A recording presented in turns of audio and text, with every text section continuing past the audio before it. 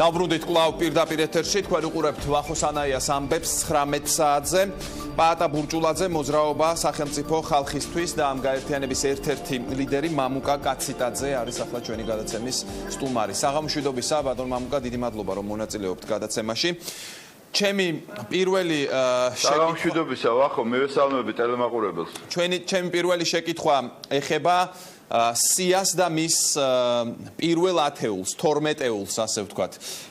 იყო პრობლემები ამ სიის შედგენის დროს. სიის შედგენა არ არის ადვილი საქმე პოლიტიკაში, მით უმეტეს, როდესაც ამ გაერთიანებაში რამდენიმე პოლიტიკური პარტიაა. ვახო, თავდაპირველად მინდა რაღაც სასიამოვნო სიურპრიზია თუ რაღაც დამთხევა. პირველები პირველებში ვართ ტელევიზიაში და ალბათ ერთი თვის განმავლობაში თუ მეტხანს არა ეს ასე გაგრძელდება. იმედია რომ თქვენ ტენდენციურობაში არ ჩამოგართმევენ ამას. ასეა. თქვენ მხოლოდ ფაქტების კონსტატირება მოახდინეთ. დიახ. რაც შეეხება თქვენს კითხვას, ვახო, ნუ ახლა არ მივცემ თავს უფლებას რომ მოვატყუო ტელემაყურებელი, საერთოდ ნებისმიერ პოლიტიკურ ბლოკში, მით უმეტეს, როდესაც შემჭიდროებულ ვადებში ხდება ამ პოლიტიკური ბლოკის ჩამოყალიბება, გარკვეული ბარიერების გადალახვა, გარკვეული პრობლემების მოხსნა უხდებათ მხარეებს, როდესაც საუბარია სტრუქტურების გაერთიანებაზე, მაჟორიტარული კანდიდატების შერჩევაზე, პარტიული სიის დაწერაზე, როგორც ქვეყნის მასშტაბით, ასევე აჭარაში და ნუ ბუნებრივია, რომ გარკვეული სირთულეები, დისკუსიები ჩვენთანაც იყო, თუმცა მინდა გითხრათ, რომ მე ხლა საკმაო გამოცდილება მაქვს პოლიტიკაში ყოფნისა და ამას წინათ ვხუმრობდი, რომ ორ პარტიულ ბლოკშიც ყოფილი ვარ, სამიანშიც, ოთხიანში, ცხრიანშიც და რა ვიცი, ბევრიანში, მოკლედ სხვადასხვა მოგონებები მაკავშირებს ამ სირთულეებთან დაკავშირებით და მე ვერ ვიტყვი, რომ ახლანდელი სიტუაცია არის ყველაზე რთული. ჩვენ საკმაოდ ისე ჰარმონიულად მოვახდინეთ ამ შეთანხმების გაკეთება, ჯერ გქონდა 3 სუბიექტს, შემდეგ უკვე 4 სუბიექტთან ერთად და მოვედი დღევანდელ დღემდე ყოველგვარი ზედმეტი კონფლიქტებისა და გადაჭარბებების გარეშე, როგორც ერთიანი სხეული, როგორც ერთიანი სტრუქტურა, როგორც ერთიანი საარჩევნო სუბიექტი და მე ვფიქრობ, რომ საინტერესო ერთთვიანი კამპანია გველოდება, როგორც მონოლითს მომავალში. ბატონ მამუკა, ხომ არ არის მოსალოდნელი, მანამდე იყო ასეთი ფაქტები, მაგალითად, ვიდრე ეს გაერთიანება მოხდებოდა, მერაბ მეტრეველი წამოვიდა პაატა ბურჭულაძის გუნდიდან. აი ამ სიის ფორმირების შემდეგ, ხომ არ არის მოსალოდნელი, რომ თქვენი გაერთიანებიდან წავიდნენ ადამიანები, უბრალოდ იმიტომ, რომ ზოგი შეიძლება ვერ მოხვდა ამ სიაში, ზოგიც სხვა მიზეზით, თუ ეს პროცესი დასრულდა, წასვლის და მოსვლის პროცესი დასრულდა თქვენს გაერთიანებაში?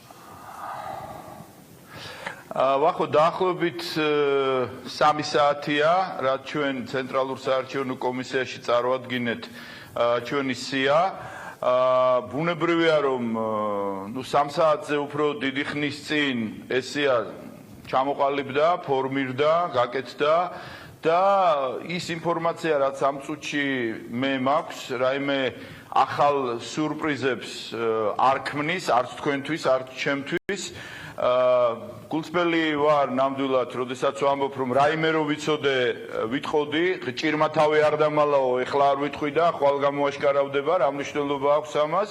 მე ვფიქრობ, რომ მოსახდენი მოხდა, ჩასავლელმა ჩაიარა. რთულია, ბუნებრივია, 4 პარტიულ რეჟიმში გაერთიანების ჩამოყალიბება, მაშინ როდესაც ცალ-ცალკე ემზადები ამისათვის, მაგრამ როგორც იტყვიან, უმტკივნეულოდ არაფერი არ ხდება და ეს პროცესი ძირითადად უკვე ჩავლილია. მე უბრალოდ ერთი რამ მინდა გითხრა, ვახო, გახსოვს ალბათ, რომ დაახლოებით 4 თვის წინ, 5 თვის წინ ჩვენ ცალკე ყოფნის დროს ახალმა მემარჯვენეებმა განაცხადეთ, რომ 2016 წლის საპარლამენტო არჩევნებში ჩვენ წარმოგვიდგენია ჩვენი თავი, როგორც მონაწილეს პარტიას დიდ ძლიერ ბლოკში რომელსაც ექნება ორი კრიტერიუმით საყრდენი, ეს იყო წმინდა იდეოლოგიური მომენტი, ანუ მემარჯვენეობა, ცენტრიზმი და მეორეს მხრივ საგარეო პოლიტიკური ვექტორი და ჩვენ ამ ხრის განმავლობაში მიზანმიმართულად მუშაობდით ამ მიმართულებით. ეთყობა სწორედ ამიტომ ახალი მემარჯვენეებისათვის ნაკლებად იყო მტკივნეული ეს მომენტი, იმიტომ რომ რაღაც ერთპარტიულ რეჟიმში ამ მარათონში ჩართვას არ ვაპირებდით ბევრი მიზეზის გამო. იმიტომ რომ ჩვენ არ გვქონდა გადაწყვეტილი უბრალოდ სიმბოლურად რაღაც ბარიერის დაძლევა და პოლიტიკურ მდინარეში ტივტივის შენარჩუნება. ჩვენ გვინდოდა რომ აქტორად და ფაქტორად წარმოუდგენილიყავით მომავალი 4 წლის განმავლობაში ქართულ პოლიტიკაში, რაც მოხდა.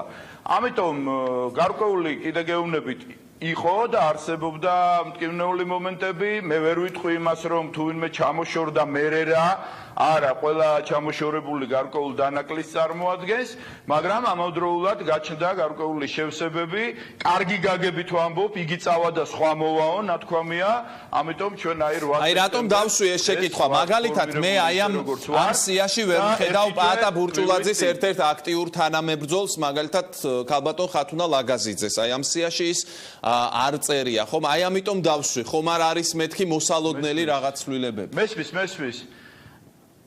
მესმის ვახო, მან ალბათ მარტო ქალბატონ ხათუნაზე არ იქნება საუბარი, შეიძლება სხვაც გაგახსენდეთ. კი ბატონო, არაერთი. ვერ ნახეთ მაგალითად სიაში.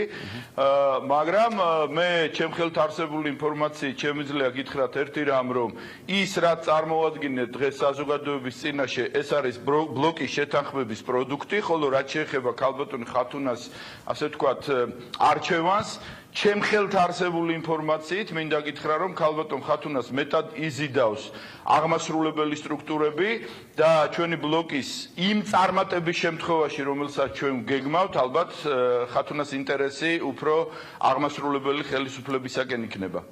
მე მინდა გკითხოთ პარლამენტში მოხვედრის შემთხვევაში როგორი შეიძლება იყოს, ახლა ძალიან ადრე ამაზე ლაპარაკი, მაგრამ რადგან თქვენი გუნდიდან გაკეთდა განცხადებები, თქვენც მინდა გკითხოთ. აი მაგალითად ვახტანგ მეგრელიშვილი ამბობს, რომ კოალიციის შექმნას არავისთან არ გამოურიცხავ, გადრა პატრიოტთა ალიანსისა და დავამატებ კიდევ ბურჯანაძესო.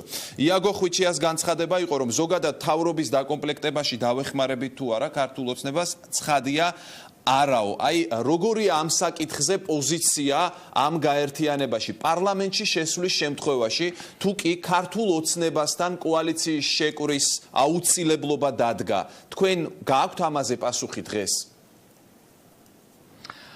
ვახო, ცოტა ვირტუალური კითხვა ალბათ დამეთანხმებით. კი ბატონო, ამიტომ გავუსვი ხაზი, ცოტა ადრეა შეიძლება, მაგრამ თქვენი გუნდიდან გაკეთდა განცხადებები.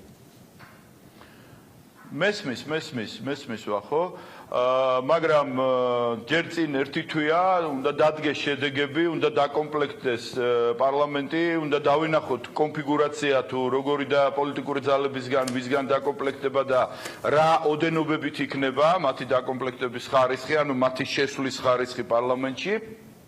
ბუნებრივია ამის შემდეგ ჩვენ მოგვიწევს ალბათ მსჯელობა შესაძლო მოქმედებებზე იმ მოცემულობიდან გამომდინარე, რაც შეექმნება 8 ოქტომბერს.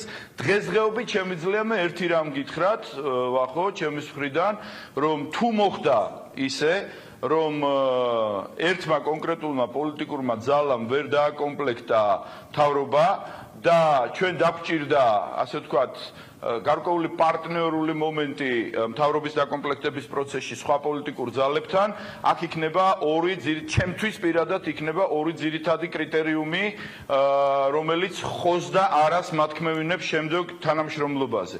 პირველი კრიტერიუმი ეს არის წმინდა ღირებულებითი და ფასეულობითი, ანუ ის ორი კრიტერიუმი ერთად აღებული, რამაც ჩვენი ბლოკი შექმნა, აქ არის საუბარი იდეოლოგიაზე, რომელშიც მთელი რიგი ღირებულებითი ასე ვთქვათ ფაქტორები შედის და მეორე აქვე ასე ვთქვათ ერთობაში მოიაზრება საგარეო პოლიტიკური ვექტორი. ეს არის ერთი დიდი კრიტერიუმი მომავალი პარტნიორის განსასაზღვრად და მეორე ეს არის ის თუ ვინ რამდენად გულწრფელია თავის მოწოდებებში, რამდენად გულწრფელია თავის მიზნებში, თავის გეგმებში, თავის პროგრამაში, რას გულისხმობ?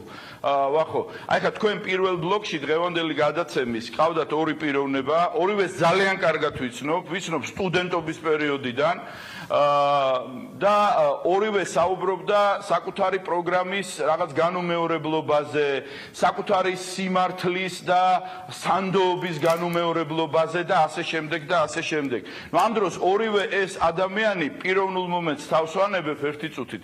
წარმოადგენდა ერთი ხელისუფლებას, რომელიც 9 წელი იყო, თუმცა ის ერთი კიდე იმის იქით 9 წელი ხელისუფლებაში იყო. და მეორე წარმოადგენდა ხელისუფლებას, რომელიც ბოლო 4 წელია ხელისუფლებაშია და საუბრობდნენ, რომ ამას ვიზავ და ამ ვიზავში იმეორებდნენ ყველაფერი იმას, რასაც წინა წლებში იმეორებდნენ. აი ავიღოთ ეხლა რომ მე უბრალოდ ვარ მოქალაქე, მაყურებელი და უსმენ ამ ხალხს, მაგრამ 15 წლის წინ მეუნებოდნენ პირდებოდნენ, 10 წლის წინ პირდებოდნენ, 5 წლის წინ პირდებოდნენ, ბოლო 4 წელიან პირდებიან და ნუ ხა თუ აღარ მომბეზრდა და მაზუხისტი ვარ, მაშინ ამ ორში უნდა ვეძებო არჩევანი და თუ მაზუხიზმს თავი უნდა დავანებო და მართლა რეალურ გამოსავალზე ვიფიქრო, მაშინ სხვა არჩევანი უნდა გავაკეთო. ანუ მეორე კრიტერიუმი, რომელიც პოტენციურ პარტნიორს ამარჩევინებს, ეს იქნება სანდოობა ჩემი მის მიმართ, მისი საქმიანობის მიმართ. აი ეს იქნება ზოგადად ორი კრიტერიუმი, რაც გასაგებია ბატონო მამუკა, ძალიან ცოტა დრო დაგვრჩა და ბოლო შეკითხვა მინდა მოვასწრო. დრო ძალიან ცოტა გვაქვს. თქვენ დიდი პოლიტიკური გამოცდილება გაქვთ და ახსენეთ კიდეც გაერთიანებები და კოალიციებისა და გაერთიანებების ბედი ქართულ პოლიტიკაში არც ისე სახარბიელოა ხოლმე. პარლამენტში მოხვედრის შემთხვევაში ეს თქვენი გაერთიანება ხომ არ იქნება ძალიან მოწყვლადი, თუ კი მაგალითად ხელისუფლება მოინდომებს, რომ დაშალოს ეს ძალა, ეს გაერთიანება პარლამენტში, მაშინ როდესაც ეს არის რამდენიმე სუბიექტისგან შემდგარი გაერთიანება, ეს ძალიან ადვილი ხომ არ იქნება ხელისუფლებისთვის? მესმის ვახო, მადლობა ამ კითხვისთვის. ვითვალისწინებ იმას, რომ ძალიან ცოტა დრო დაგვრჩა და ვსარგებლობ პირველად უკვე ამ არჩევნების პერიოდში და მინდა მივესალმო განსაკუთრებულად კოსტავას, პეკინის, დოლიძის, ხილიანის, ბალანჩივაძის, ბახტრიონის, ფანასკერტელის, აბურთალოს, ალექსიძის და ასე შემდეგ მიმდებარე ქუჩებს, რომლის მაჟორიტარიც ვარ მე და აუცილებლად მოვალ თითოეულ თქვენთაგანთან. ეს ერთი. მეორე, რაც შეეხება ბლოკების ბედსა და ისტორიას ქართულ რეალობაში, მინდა გითხრათ, რომ ასეთიც იყო და ისეთიც იყო ბლოკები, რომელმაც მეტნაკლებად დიდხანს გაძლო და გასტანა, იყო ისეთები, რომლებიც მალე დაიშალნენ. ალბათ აქ ყველაზე დიდი მნიშვნელობა აქვს ეკლექტურობას.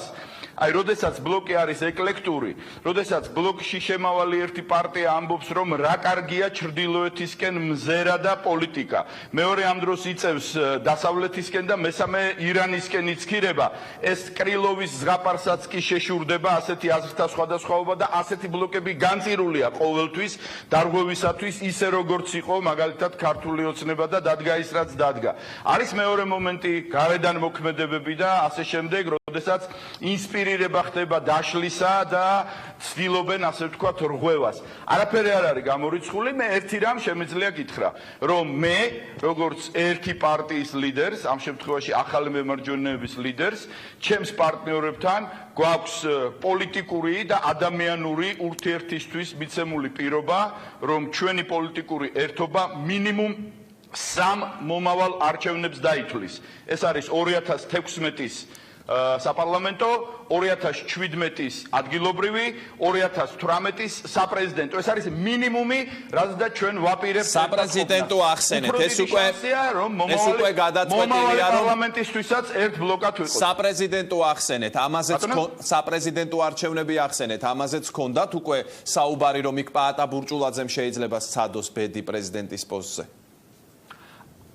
აქ საუბარი არ ყოფილა იმაზე, ვინ იქნება თბილისის მერობის და გურჯაანის გამგებლობის კანდიდატები, ეს ძალიან შორს აგვიყვანდა, როგორც იტყვიან, იკითხოს ხვალისა, კმარს, დღისა, მის ბოროტება თვისიო, ჩვენ დღევანდელი საფიქრალი ბევრი გქონდა, მაგრამ ის რომ ამ ბლოკმა მინიმუმ 3 არჩევნები, 3 სხვადასხვა არჩევნები ერთად გვინდა რომ გაიაროს საპარლამენტო, ადგილობრივი და საპრეზიდენტო, ამაზე პოლიტიკური, ადამიანური, თუ გნებავთ ჯენტლმენური შეთანხმება ერთმანეთის მიმართ გვაქვს და მადლობთ, დაველოდოთ, ვნახოთ როგორ განვითარდება მოვლენები. მამუკა კაციტაძე, პაატა ბურჭულაძე, მოძრაობა სახელმწიფო ხალხისთვის გაერთიანების ერთ-ერთი ლიდერი იყო ჩვენი სტუმარი. მე ამით დღეს გემშვიდობებით და ნინო ჟიჟილაშვილი შემოგიერთდებათ რამდენიმე წუთში რვიანი სტუდიიდან. დაველოდოთ.